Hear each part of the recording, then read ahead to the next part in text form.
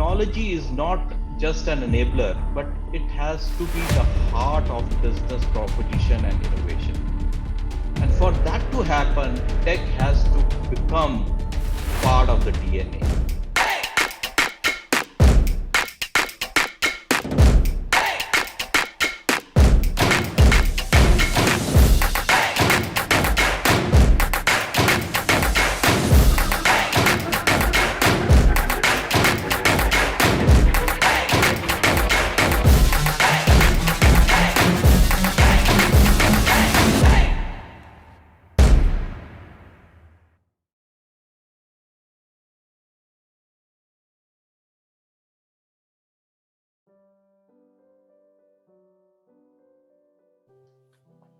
Greetings, ladies and gentlemen. Today it is an honor and a pleasure for me to introduce you all to this very particular session where we are going to know more about strategic leadership in a VUCA world.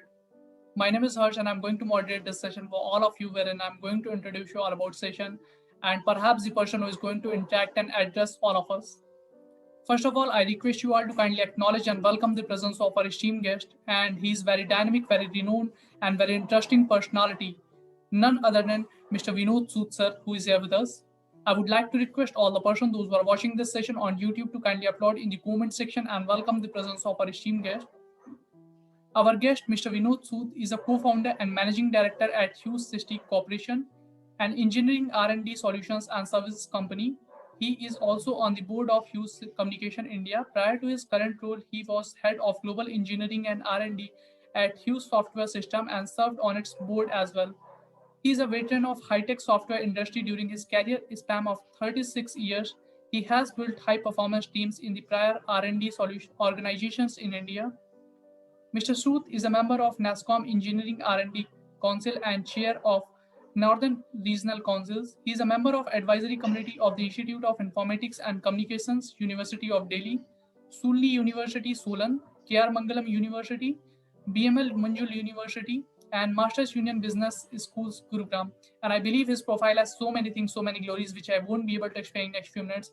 But I'm pretty sure during this conversation, we are going to learn a lot from him. So first of all, sir, I welcome you to in this session. Thank you so much for joining and agreeing to share your thoughts with us. Th- Thank you, Harsh, and really excited for the session today. And once again, I feel privileged to be invited by you to talk to your audience. Thank you. Thank you so much, sir. It's our pleasure too. So moving to the topic of today's session, which we have chosen is strategic leadership in a VUCA world. Throughout the Right. past decades, we have found numerous terms in the popular business and press and academic literature that refer to an increasingly inability to grasp the world and deal with the things happening around us. Examples include uncertainty, turbulence, rapid change, dynamism, disruption, complexity, hypercompetition, high velocity market, and flux.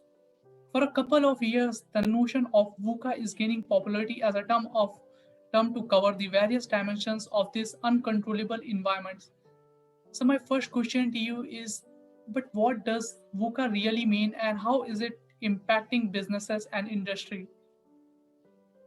Okay. So Harsh, very relevant question. Okay. And since I am from the tech industry, I'll answer this question in the context of technology.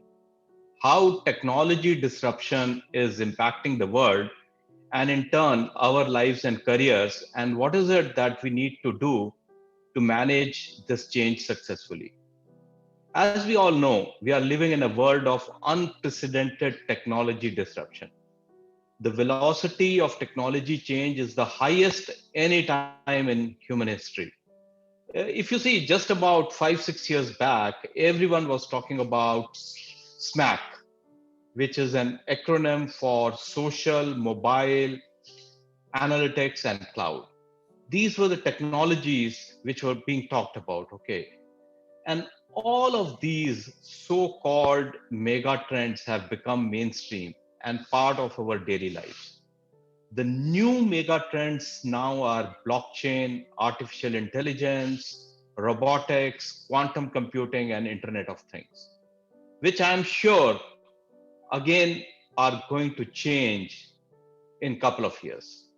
So the rapid pace of change and technology disruption is leading to what is popularly called as the VUCA world: volatile, uncertain, complex, and ambiguous. Okay. And if you see, COVID has added to this VUCA world we live in. Okay. So the technology disruption and the resultant VUCA world has many implications for business and in turn for us as individuals. It is impacting businesses and industry in many ways. However, I'll talk about the four major aspects due to which this impact is very, very substantial. The first one, which I would like to talk about, is that the customer behavior is changing. Okay, customers are going digital, they are having greater pricing transparency and choice, and are thus becoming a lot more demanding. They expect much more value for what they are paying. And this, if you see, has direct impact on margins. The second one is that the industry structures are getting disrupted. Okay, many industries that have traditionally enjoyed fat margins and have been dominated by a few very successful companies are getting disrupted by new players who often come from unexpected directions. Okay, in many cases this is leading to creation of totally new industries, as you would have seen the likes of Facebook, Uber, Airbnb, right? These are just few names. Okay, the third one, which is having a big impact, is that the business and product development cycles are shrinking. Okay, they are becoming shorter and shorter. You cannot afford to rest on your laurels. Incumbents in all industries are getting disrupted by fast moving and agile startups.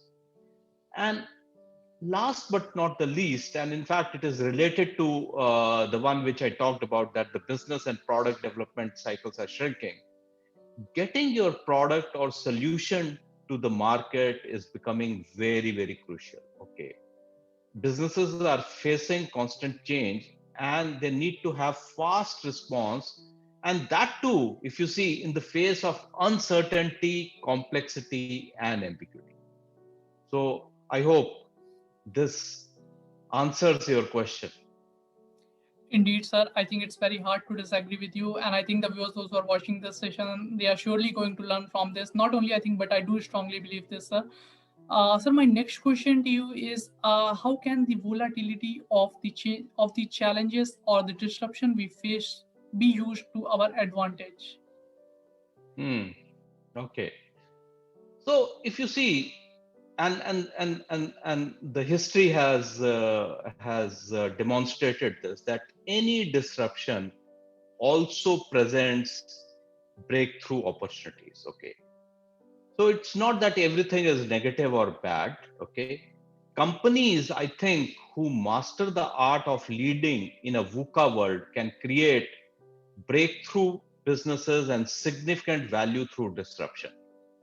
For example, look at the growth of tech driven companies like Facebook, Amazon, Uber, Airbnb, Tesla over the past 10 years. Each one of them has offered a new customer proposition, has built a new industry, and created huge shareholder value. Okay.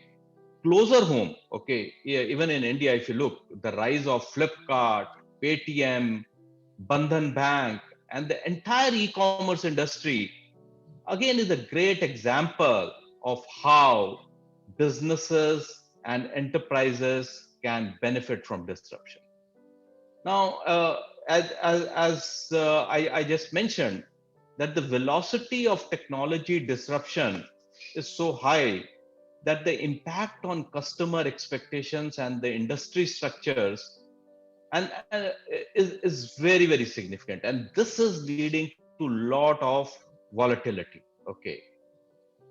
And this is forcing that every enterprise has to become a technology company. Technology has to be the core competence, irrespective of the industry you are in. It cannot be a capability that is outsourced or seen as a support function. Okay. Technology is not just an enabler, but it has to be the heart of business proposition and innovation. And for that to happen, tech has to become part of the DNA. And the secret source for any enterprise, whether it is financial services, retail, insurance, or any other industry. So, any industry or business, I think, to answer your question, can in fact turn the challenge around to its advantage by embracing technology and becoming a digital enterprise. Okay. So, what is important is that the entire organization has to embrace and become digital from the core across all levels and functions. That is what is very, very critical. Indeed, sir. Again, it was a quite insightful answer from your side. And as you have mentioned that necessities always has been proven to the mother of invention. Sir, my Right, next right. question to you is how we can anticipate, embarrass, and prepare for the uncertainty inherent in the system. How can one define his her perspective so that the complexity of the challenge is envisioned as an asset, not an liability, as you have mentioned in your already in your previous answer. And also, how can one loosen his requirement for predictability so that ambiguity does not matter? Okay, so I think a pretty complex question. And when I answer this question, it'll be a slightly longish answer. But what I would like to put forward is there are many ideas or many measures, but based on my experience, I would like to put forward three measures or ideas. Okay. The first one and the most important is that we should keep things simple. Okay. So the key to meeting the expectations of speed is to have simple solutions. Okay. Instead of aiming for perfect solutions which are bound to get irrelevant in a VUCA world, have easy to build and easy to change solutions. What this means is that instead of trying to solve everything afresh, use standard platforms and reuse wherever possible. Okay. This also means that we should avoid customizing and trying to solve every possible customer need, but only focus on addressing the most important customer needs for your most important customers. So I think that is very important. Now, if you see, many managers, they can identify a comprehensive list of things to be done. But a true test of a leader is to simplify and create focus. For example, most managers are good at identifying comprehensive set of priorities and metrics. However, at this point of time in a VUCA world, the real requirement is to focus on select metrics that will have an impact on the business rather than tracking scores of metrics just for reporting purposes.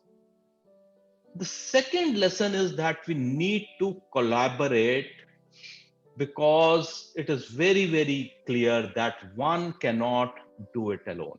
Okay. VUCA world is too complex and it is fast moving for any individual or enterprise to have the antenna to absorb all the signals and have all the capabilities to completely effective by itself. Therefore, it requires high level of collaboration both within the organization and also outside. From individuals, you have to go to the team. From functions, you have to go cross functionals. And from within the enterprise, you have to go to a web of external partnerships. And last but not the least, okay, is to stay close to the customer. Now, given the combination of uncertainty and the need for speed, to achieve success, it is paramount to be very, very close to the customer. You do not have the luxury of long feedback cycles in this very fast changing VUCA world. Okay.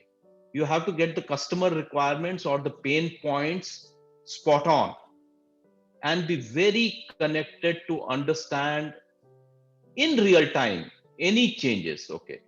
And if you see, this requires significant change in mindsets and operating models from a transaction mindset to always putting customers first and building strong trust, from delivering over a period of time to real time collaboration, and from a single deliverable to frequent deliveries where you get feedback in the spirit of co-creation. Okay, so that is very important. You are creating along with the customer. Excuse me.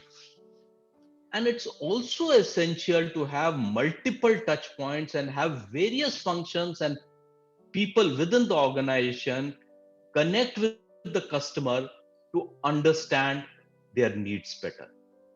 So these are some of the things which I thought, based on my experience, okay, within my own organization, as well as while working with a lot of organizations as well as startups, I have found most critical.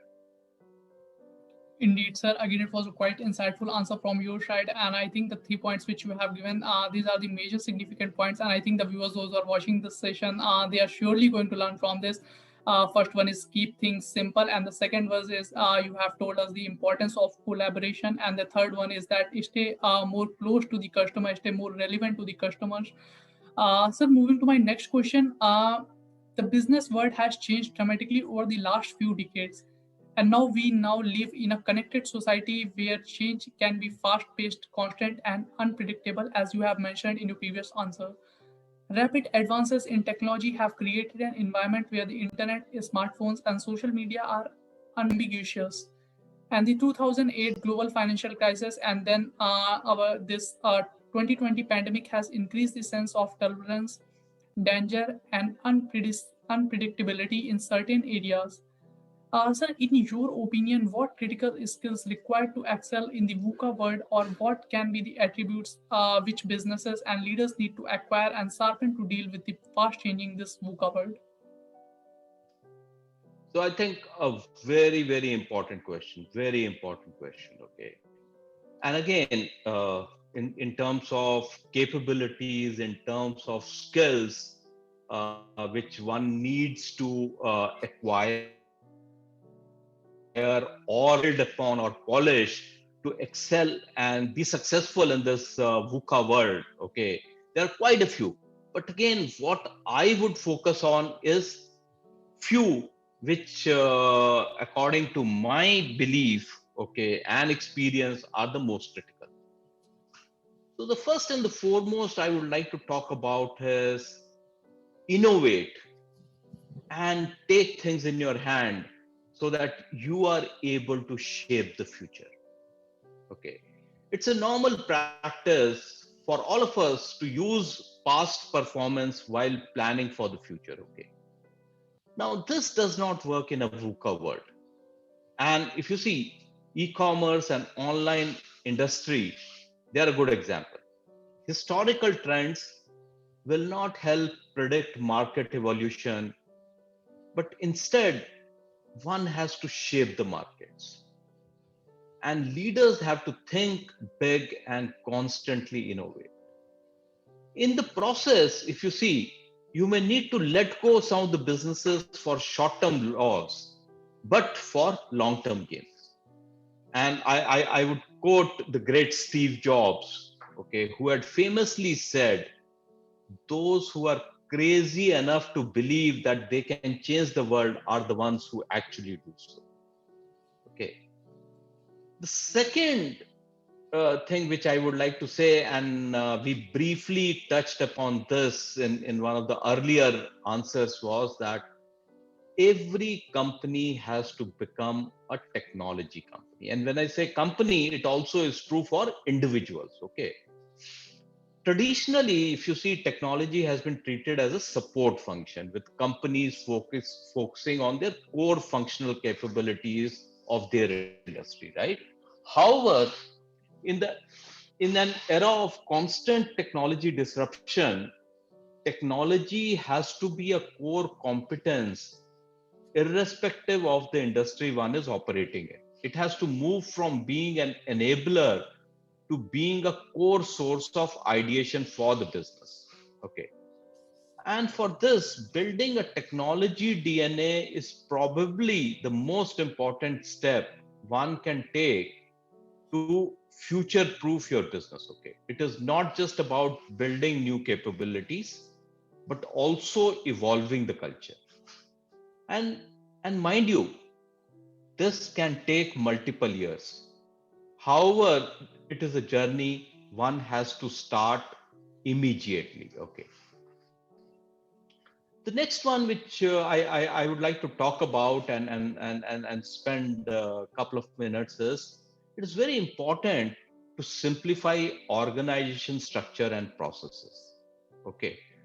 So, to handle the constant change and uncertainty of the VUCA world, one has to rethink organization structures and processes. Okay. Traditionally, the organization structure and processes are formulated to manage risk. Okay. This leads to controls and eventually to complexity and slow speed of execution.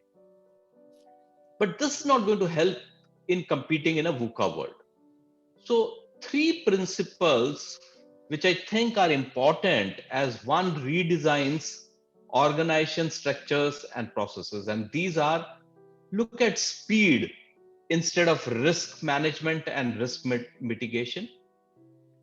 Pick simplicity over perfection. Okay. And go with empowerment rather than controls.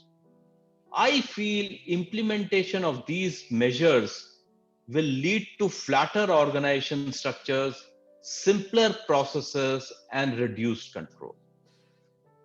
And this is the last, but I think this is the most important. Okay. Building entrepreneurial talent and culture. Okay.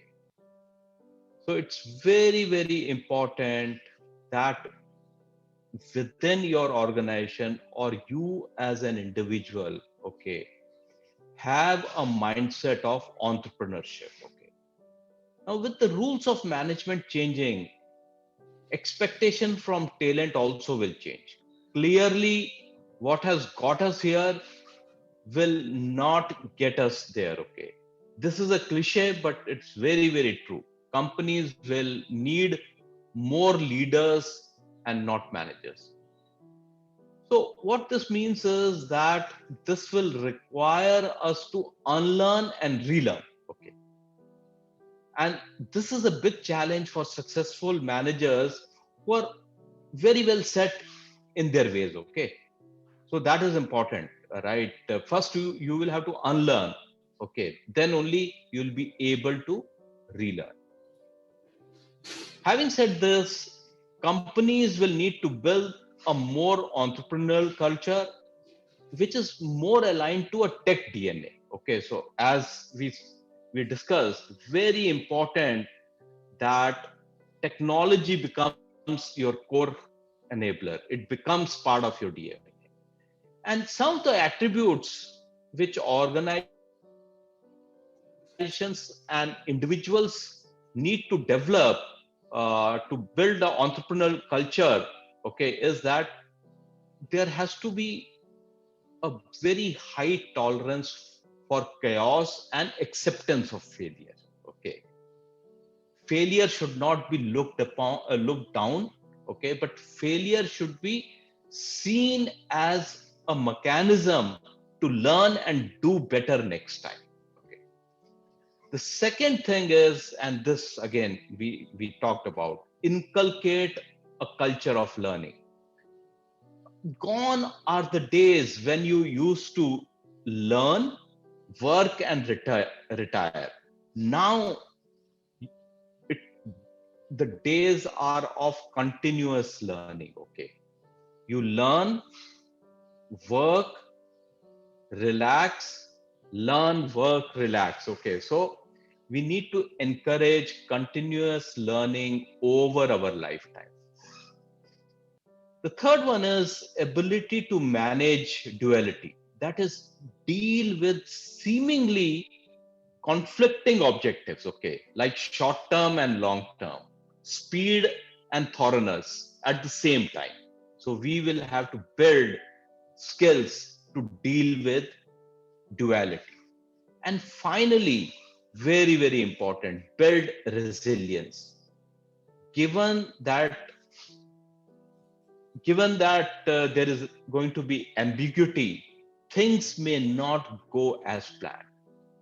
So it will be very important for individuals as well as businesses or enterprises to build the ability to bounce back. Okay, this will need ability to deal with pressure. Okay, because there'll be failure, there'll be setbacks, and if you have to bounce back, okay, there'll be pressure, there'll be stress, and you will have to learn how to deal with that. And I feel that is where coaches and mentors can play a very key role by being anchors. Okay, so that is what I think are some of the core skills and capabilities which any individual or a business needs to build, okay, to success in this VUCA world.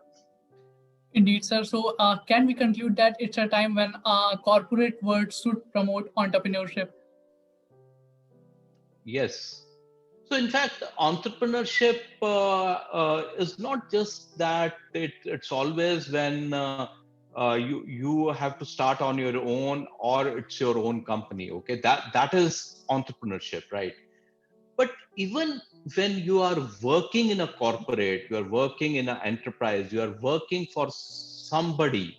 Okay, again, in terms of your behavior, in terms of your orientation, in terms of the way you work or perform your role, if you are entrepreneurial, okay, right, that is what is important. And by being entrepreneurial, what it means is that you are taking ownership. Okay, you are not looking for direction all the time, right? You have the ability to work where your role and responsibilities are not very well defined, right? You are not tied to a function or a role. You can very quickly learn and get into a new role or a new function. So these are all entrepreneurial qualities. Okay, and what I'm trying to say is that being an entrepreneur doesn't necessarily mean that it is always that you have to start your own business or your own company. But wherever you are working, right, if you have some of these attributes, right, again, you are an entrepreneur. Indeed, sir. Again, it was a quite insightful answer from your side. I think it's a kind of privilege today. We got to hear all those things from you. And, sir, I can say there's a lot more to learn from you, but today I don't want to take you much time. So, moving to my last question of this session, sir, actually, the question is what one piece of advice will be from your side to all the students, those who are still in their engineering colleges and in their B schools? What kind of skills they must learn in their colleges to make themselves more compatible with the corporate industry in this fast changing VUCA world? So I think some of the answers were there in when I was answering your last question. Okay, but just for the students, okay, what I would like to say is that this is the time when they can take risk. Okay, they can afford to take risk. So my advice to them is that do not just focus on what is there in their course. Okay, look outside, take some extra courses. Okay, take some uh, subjects which may not be directly related to the stream in which they are doing their engineering or management. Okay, take risks, try out new things. Okay, that is how they will understand what is it that they like to do, what is it that they are passionate about, what is it that they are good at, right? And they will be able to discover, right, what is the sweet spot. Okay, and when I say what is the sweet spot, right, it is what you are passionate about, what you are good at, and what is it that, right, in terms of the opportunity you have. And once you find the sweet spot, right, I'm sure you will put your heart and soul, and you will do your best and be very successful. Indeed, sir. Again, it was a quite wonderful message from your side. And sir, thank you so much for joining and giving your important time. It was a very healthy discussion with you on the topic. Thank you so much, sir, for joining. Thank you, Harsh. It was a pleasure talking to you, and I hope the audience will be able to take some takeaways from this and implement these in their lives. Thank you very much. Sure, sir. Thank you so much, On sir. the ground is where I stand. Never give up, that was always the plan. It's so cold outside. I'm alone, I'm alright. It's so cold outside. I'm alone.